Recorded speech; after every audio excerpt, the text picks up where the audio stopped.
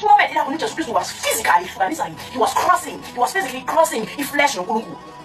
Usenzo la Jesu lalela uJesu Kristu kuhambo lwakhe shawe linyazo akazakalanga ikhala aphambilini noma izikhalazo zakhe zikhala zangabhekile towards humanity but ngekhathi uJesu Kristu inhlungu ezizwa lezinhlungu wayetransfer straight kuNkulunkulu but uJesu Kristu ngekhathi bembuzo asozokhuleka kanjani uthi ngathi ubaba wethu sezulwini ngenxa yokuthi uthi mina mangikhuleka kuJesu Kristu ngithi baba wethu ngithi baba wami osezulwini nina ngoba nginika ama rights ami ngizoba nemomeli lapho nasengikhuleka lemkhuleko senithi baba wethu osezulwini on the basis of the fact that yini ngizoba seniyindodana kaNkulunkulu but then ukuthi umuntu kuphela wake wami obemeza ukuthi uNkulunkulu but uJesu Kristu wethu moment uthi uNkulunkulu ithathe waye ukuthi bahlule ngisho la ukuthi uma sebebhala lelizwi behlukanise ile language ayikhuluma specifically siyazi la ama translation ukuthi iBhayibheli ya translate but bathi la mazwi awaqala ubhale ngamazwi awashongo because lento is phenomenal sifuna ukuyirecorda bamrecorda ethi uNkulunkulu uJesu Kristu so ukuthi at this moment then you understand ukuthi ingane mayizami yakhala uJesu Kristu uyazwakala ekhala engazi ukuthi usasanda ukuzalwa because uJesu Kristu seyahlukana noNkulunkulu bakhe usengene benu umuntu